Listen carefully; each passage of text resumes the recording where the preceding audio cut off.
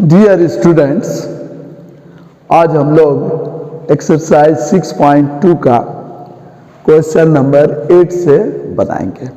Okay, तो question number 8 में है find the value of x for which this function y is an increasing function. तो increasing function हमको कब होगा ये निकालना है। तो here y is given function y is x minus 2 whole square. तो dy बाई डी एक्स के रेस्पेक्ट में अगर डिफ्रेंशिएशन करेंगे तो होल स्क्वायर x इसका जैसे, तो 2 होल इंटू x माइनस 2 हो जाएगा 2x। ओके, फिर हमारा ये x माइनस 2 का differentiation with respect to x u into V बनाएंगे, x इंटू एक्स माइनस 2 का differentiation plus x minus 2 into X का डिफ्रेंशिएशन, यानी हो जाएगा 2x minus 2 whole into X plus x 2x minus 2, यानी हो जाएगा 2 कॉमन आ जाएगा, ये 2 का 4x माइनस 2 और ये x माइनस 1। ओके, अब ये जीरो कब होगा ना, dy by D x zero होगा, इम्प्लाइज x का वैल्यू जब जीरो होगा 1 होगा या 2 होगा। तो नंबर लाइन में अगर हम लोग बैठाते हैं ये माइनस इन्फिनिटी से प्लस इन्फिनिटी तक, तो x का वैल्यू 0, 1 और 2। Okay, x is equal to 0 फिर 1 और ये 2, इस तरह से हम लोग देखते हैं। तो जीरो से अगर छोटा वैल्यू लेंगे लेस देन जीरो मीन्स हम लोग लेते हैं -1, तो -1 माइनस 2 ये नेगेटिव होगा, ये भी -1 नेगेटिव पॉजिटिव और ये नेगेटिव, तो ये नेगेटिव हो जाएगा। तो क्या होगा, जीरो से छोटा अगर लेंगे तो हो जाएगा ये भी नेगेटिव, ये भी नेगेटिव, ये भी नेगेटिव, यानी टोटल माइनस में आ जाएगा। तो dy बाई डी एक्स जब जीरो से कम होगा तो ये हमारा नेगेटिव हो जाएगा। अब हम लोग देखते हैं कि अगर 0 और 1 के बीच कोई वैल्यू लेते हैं, हाफ जैसे लेते हैं, हाफ -1 ये नेगेटिव वैल्यू देगा, हाफ -2 ये भी नेगेटिव, 2 नेगेटिव पॉजिटिव और ये, तो यहाँ पर होगा देखा जाएगा तो dy बाई डी एक्स 0 और 1 के बीच होगा पॉजिटिव वैल्यू। अब 1 और 2 के बीच कोई वैल्यू लेते हैं जैसे 3/2 होने से ये होगा पॉजिटिव, 3/2 -1, 3/2 -2 नेगेटिव हो जाएगा और ये पॉजिटिव, टोटल हमारा dy बाई डी एक्स हो जाएगा negative, dy by D x यहाँ नेगेटिव होगा। फिर 2 से ज़्यादा यानी 3 लेते हैं तो 3 माइनस 2 टोटल पॉजिटिव हो जाएगा, dy बाई डी एक्स हो जाएगा पॉजिटिव। लेकिन जब 0 लेंगे तो वहाँ पर dy बाई डी एक्स 0, 1 में 0, 2 में भी 0।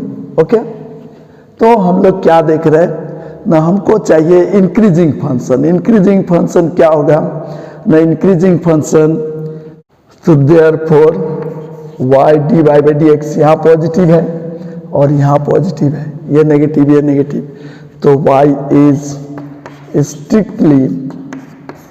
Strictly increasing when x belongs to, क्या होगा ना, ओपन इंटरवल में 0 और 1 के ओपन इंटरवल में, और क्या होगा and x belongs to 2 to infinity। Okay, यहाँ स्ट्रिक्टली इंक्रीजिंग, और चूंकि ये फंक्शन हमारा क्या है, पॉलिनोमियल फंक्शन है जो कि ऑलवेज कंटिन्यूअस और डिफरेंशिएबल होता है, और इसलिए ओपन इंटरवल में अगर स्ट्रिक्टली इंक्रीजिंग है तो क्लोज्ड इंटरवल में इंक्रीजिंग बोलेंगे। तो this implies y is increasing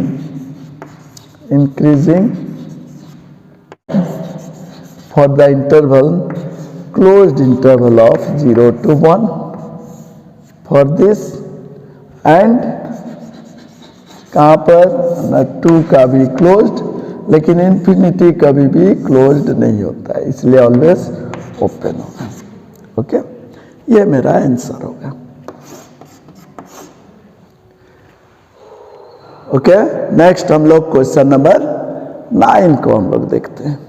अब क्वेश्चन नंबर 9 को हम लोग देखते हैं। यहाँ पर y x का फंक्शन नहीं है, यहाँ थीटा का फंक्शन है, तो हमको ये कब इंक्रीजिंग होगा ये देखना है। तो यहाँ dy by D theta, dy by D theta पहले निकालेंगे, इसको डिफ्रेंशिएट करेंगे तो u by v that is 2 plus cos theta whole square.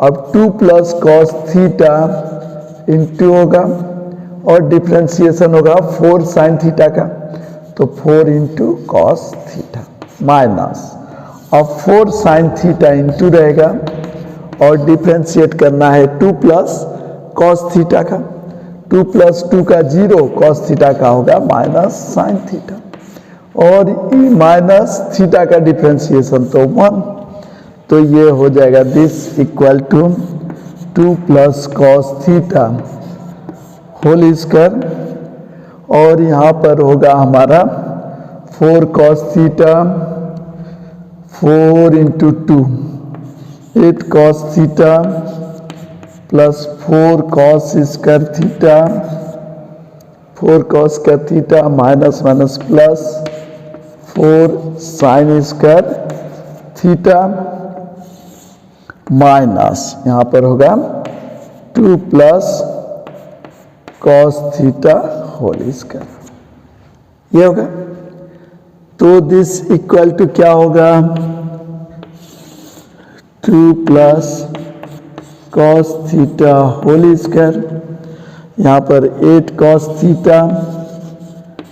Theta plus 4 common लेंगे cos square theta plus sine square theta जो कि 1 होता है माइनस, इसको हम लोग a plus B whole square तोड़ेंगे तो 2 square that is 4 plus 2ab that is 2 into cos theta 4 cos theta plus cos square theta, ये होगा।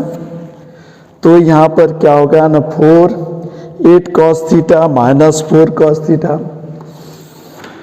This implies dy by D theta क्या होगा ना होगा 8 cos theta minus 4 cos theta, यानी हो जाएगा 4 कॉस थीटा 4 कॉस थीटा, यहाँ पर 4 कॉस इसका प्लस साइन का दैट इज 1, तो ये 4 माइनस 4 कट जाएगा, तो बचा क्या ना माइनस कॉस इसका theta minus cos square theta whole by 2 plus cos theta whole square is equal to हो जाएगा कॉस थीटा कॉमन लेंगे तो 4 minus cos theta by 2 plus cos theta whole square, ये dy बाई डी थीटा निकला। अब हम लोग देखेंगे कि dy बाई डी थीटा कब 0 होगा, जब थीटा होगा 90 और cos थीटा का वैल्यू तो 4 नहीं होता है इसलिए, और cos थीटा का वैल्यू -2 भी नहीं आता है, और इसलिए इक्वेशन 1 से हम लोग देखेंगे कि dy बाई डी थीटा का वैल्यू पॉजिटिव कब हो रहा है 0 कब हो रहा है, ये हम लोग देखेंगे। तो इसके लिए जब when theta is equal to 0 तो dy बाई डी थीटा क्या हो रहा है, dy बाई डी थीटा हो रहा है cos 0 1 4 minus cos 0 by 2 plus cos 0 whole square, यानी हो जाएगा 4 cos 0 1 होता है, यानी पॉजिटिव हो रहा है। ओके, उसके बाद हम लोग देखेंगे कि जब थीटा का वैल्यू 90 होगा, थीटा इजकल टू π/2, तो क्या होगा ना, dy/d थीटा हो जाएगा cos π/2 that is 0, cos π/2 4 minus cos π/2/2 plus cos π/2 whole square. तो cos 90 0 होता है, तो यानी ये टोटल 0 हो जाएगा, ठीक है, 0 हो जाएगा। और उसके बाद अगर हम लोग when theta lies between 0 and 90 then क्या होगा, देन cos थीटा हो जाएगा, cos थीटा हो जाएगा 0 से greater and less than π/2, less than 1, okay, less than 1, 0 और 1 के बीच होता है, पॉजिटिव होता है। और उस केस में dy/d थीटा क्या हो रहा है, dy/d थीटा हो रहा है, क्या होगा ना, हमारा 1 से कम वैल्यू आएगा, तो 1 से कम ये 4 माइनस 1 से कम वैल्यू आएगा, यानी हमारा ये भी पॉजिटिव, ये भी पॉजिटिव, ये भी पॉजिटिव, यानी dy/d थीटा हो जाएगा ग्रेटर देन 0। Therefore 0 और 90 के इंटरवल में 0 पर हो रहा है, 0 पर 1 और 90 पर 0 है ना, dy/d थीटा का value, dy/d theta is equal to, और यहाँ पर हमारा dy/d थीटा हो रहा है ग्रेटर देन 0, यानी therefore the function y is increasing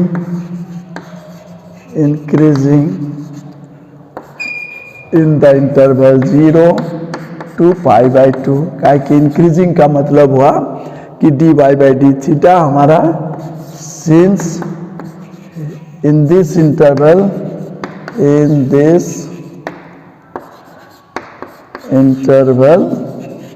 dy/d theta is greater than or equal to 0, इसलिए यहाँ इंक्रीजिंग बोलेंगे।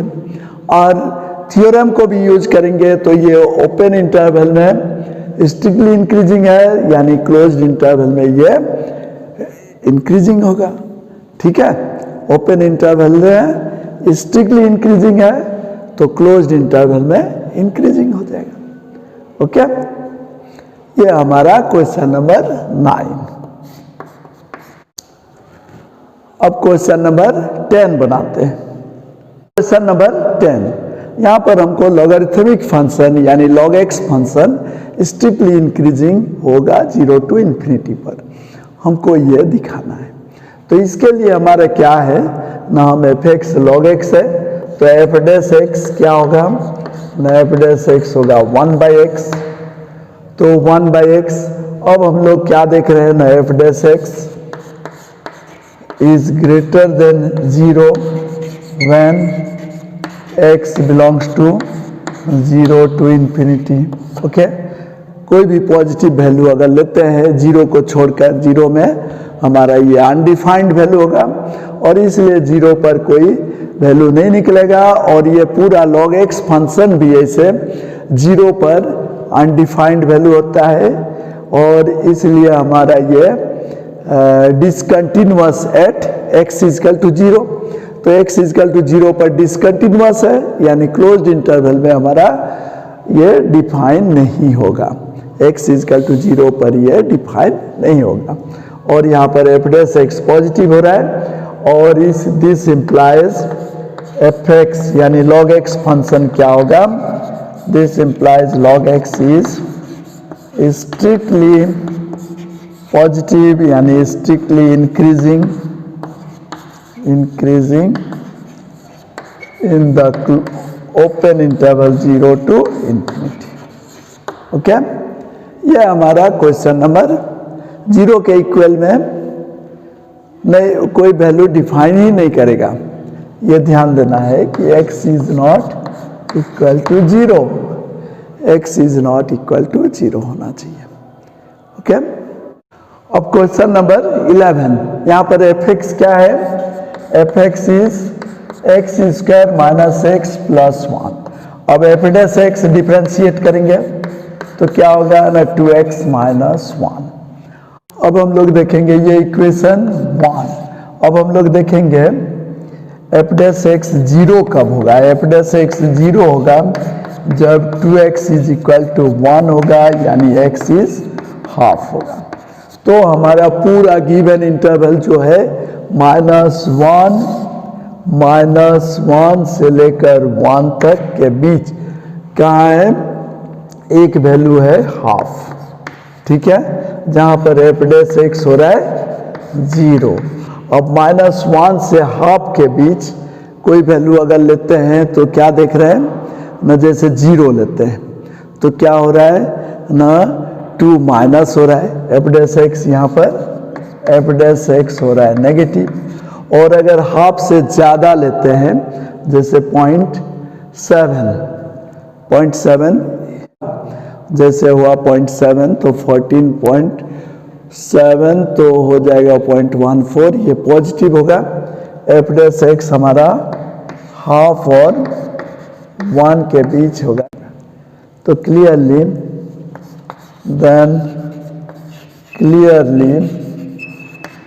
F dash x is less than 0 when x is greater than -1 and less than half.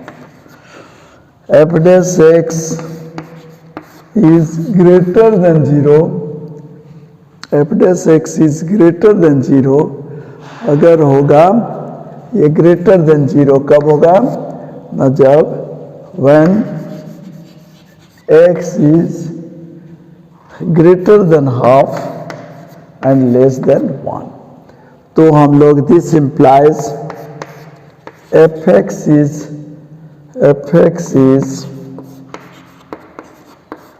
strictly increasing in half and 1, और strictly decreasing कब होगा? Decreasing होगा हमारा -1 से half तक। ओके, तो this both implies F x is neither, पूरे interval में लेकिन यहाँ पर हमारा क्या हो रहा है, स्ट्रिक्टली डिक्रीजिंग हो रहा है, स्ट्रिक्टली डिक्रीजिंग, और इस इंटरवल में स्ट्रिक्टली इंक्रीजिंग, और पूरे इंटरवल -1 और 1 के बीच कोई भी हमारा बोल नहीं सकते हैं, क्या कि कुछ इंटरवल में, कुछ पोर्शन में इंटरवल का 2 हिस्सा में, एक हिस्सा में स्ट्रिक्टली डिक्रीजिंग है, एक हिस्सा में स्ट्रिक्टली इंक्रीजिंग है। तो यानी पूरे इंटरवल में F x is neither strictly increasing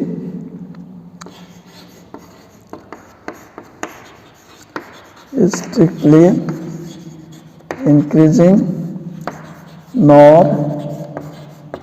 strictly decreasing in whole interval -1, 1। Okay, ये मेरा प्रूफ हो जाता है।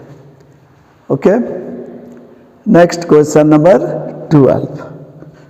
अब हम लोग क्वेश्चन नंबर 12 को देखते हैं। इसमें दिया है ओपन इंटरवल ऑफ 0 to π/2 में हमारा कौन फंक्शन स्ट्रिक्टली डिक्रीजिंग है। तो हम लोग ए से चेक करते हैं, तो एफ एक्स यहाँ पर क्या है ना, cos x, तो एफ डैश एक्स क्या होगा ना, हमारा होगा -sin x। तो x जब होगा 0 से π/2 तो क्या होगा ना, sin x होगा, दिस इम्प्लाइज sin x होगा greater than 0, this implies -sin x होगा लेस देन 0, यानी दिस इम्प्लाइज एफ एक्स यानी cos x is strictly decreasing in the interval 0 to pi by 2. Okay, अब क्वेश्चन नंबर बी में हम लोग देखते हैं तो बी होगा F x is cos 2x, तो एफ डैश एक्स होगा -2 sin 2x। अब व्हेन x हमारा 0 से पाई बाई 2, तो दिस इम्प्लाइज साइन 2x क्या होगा, साइन 2x होगा 2x हो जाएगा हमारा 0 से पाई के बीच, 0 से 180 के बीच हमारा क्या होता है, साइन 2x पॉजिटिव होता है, तो इसलिए -2 साइन 2x ये हमारा नेगेटिव होगा, क्योंकि हम लोग सिंस साइन 2x 0 से पाई के बीच हो रहा है, ओके, और साइन 2x यहाँ पॉजिटिव होता है, ओके, और यहाँ पर नेगेटिव हो गया, यानी यहाँ पर भी हमारा this implies F x is strictly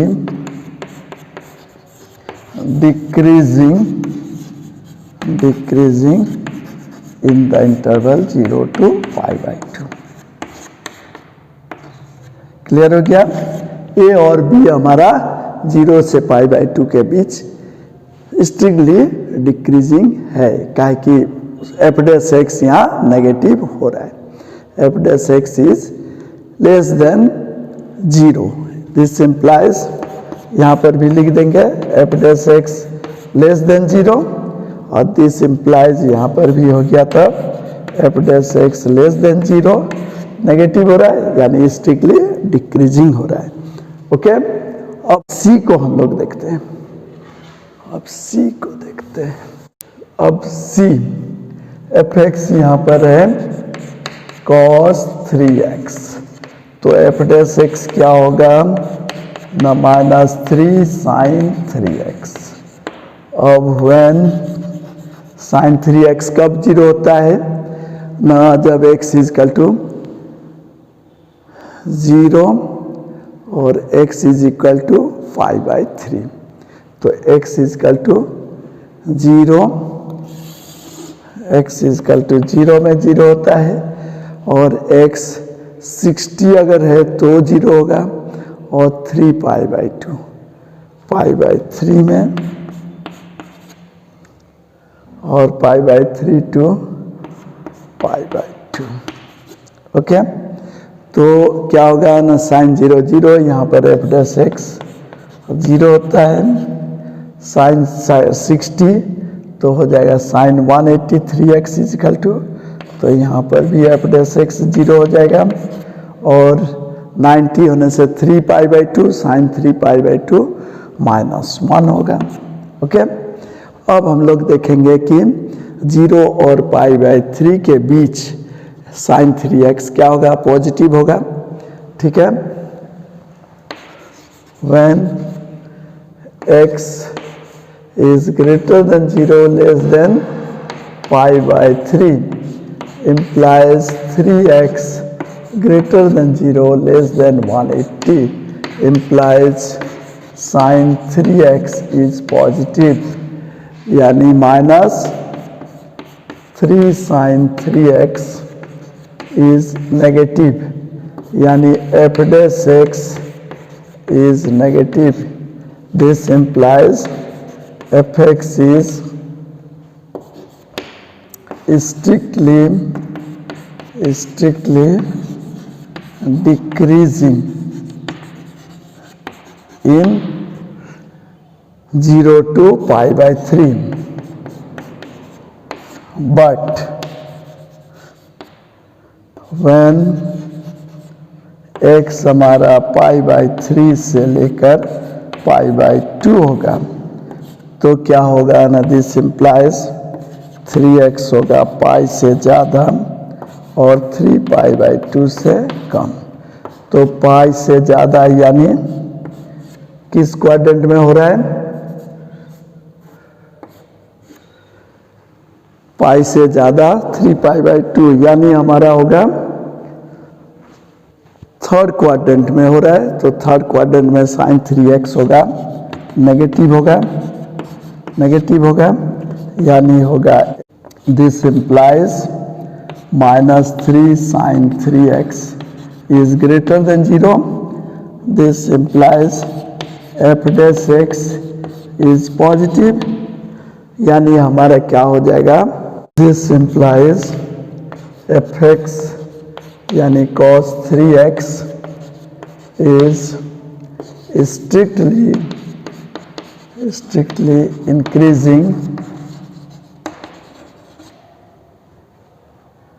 in π/3 to π/2. Therefore, cos 3x is neither strictly increasing nor strictly decreasing in 0 to π/2. Okay, को देखते हैं। डी में एफ एक्स इज 10x, तो एफ डैश एक्स क्या होगा ना sec square X. Now when x is greater than 0 less than 90 यानी 0 to 90 के बीच क्या होगा ना सेक एक्स होगा।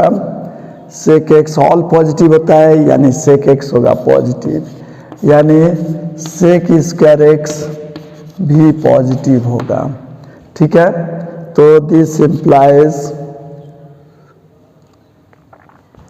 10x is f dash x positive हुआ, तो this implies 10x is strictly increasing in 0 to π/2. Okay, यानी ए और बी सिर्फ स्ट्रिक्टली डिक्रीजिंग है और बाकी सभी हमारा ये दोनों ये neither increasing nor strictly decreasing और ये लेकिन स्ट्रिक्टली इंक्रीजिंग है, तो स्ट्रिक्टली डिक्रीजिंग ए और बी है। ओके, अब क्वेश्चन नंबर 13 हम लोग देखते हैं। अब हम लोग क्वेश्चन नंबर 13 को देखते हैं, जिसमें ये इंटरवल है, किस इंटरवल में ये स्ट्रिक्टली डिक्रीजिंग होगा ये फंक्शन एफ एक्स। तो एफ डैश एक्स निकालेंगे, एफ डैश एक्स होगा 100 x to the power 90 sine x का कॉस एक्स -1 का होगा 0। अब हम लोग देखेंगे कि एफ डैश एक्स का वैल्यू डिक्रीजिंग होना चाहिए, मतलब 0-1 के बीच ये पॉजिटिव होगा या नेगेटिव होगा। 0-1 के बीच मान तो हमारा π/2 के कम है। ठीक है, यानी हमारा 0 to 1 के बीच कोई भी वैल्यू अगर लेंगे तो ये 100 इंटू ये हमारा पॉजिटिव ही होगा। ठीक है, तो ए नंबर में क्या देख रहे हैं, इन 0-1 F dash x will be greater than 0 और यानी स्ट्रिक्टली इंक्रीजिंग होगा, स्ट्रिक्टली इंक्रीजिंग होगा ये फंक्शन। ओके, बी में हमारा क्या है π/2 से पाई, बी में होगा इन π/2 से पाई 90 से पाई, तो cos x नेगेटिव होगा, लेकिन ये 100 इंटू cos x का वैल्यू तो -1 और 1 के बीच होता है और इसलिए ये भी हमारा क्या होगा F dash x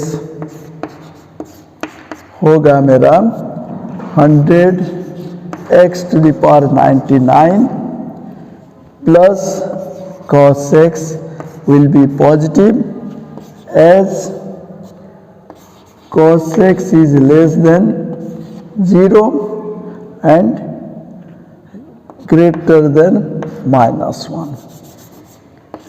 as cos x का वैल्यू होगा इस केस में 90 से पाई के बीच, ये हमारा सेकंड क्वाड्रेंट है, और जहाँ पर cos x का वैल्यू -1 और 0 के बीच वैल्यू आएगा, जो कि ये 100 इंटू है, यानी ये बहुत बड़ा वैल्यू आएगा, उससे हमारा ये माइनस समथिंग होगा, जो कि ऑलवेज पॉजिटिव ही देगा। नेक्स्ट सी में क्या देख रहे हैं, व्हेन x हमारा x बिलोंग्स टू 0 to π/2 यानी फर्स्ट क्वाड्रेंट में रहेगा, तो इस केस में तो cos x पॉजिटिव रहेगा, cos x पॉजिटिव यानी f डैश x हमारा होगा, क्या होगा, f dash x 100 into x to the power 99 plus cos x, ये पॉजिटिव होगा, ठीक है, ये पॉजिटिव होगा, और इसलिए क्या होगा ना, एफ एक्स इज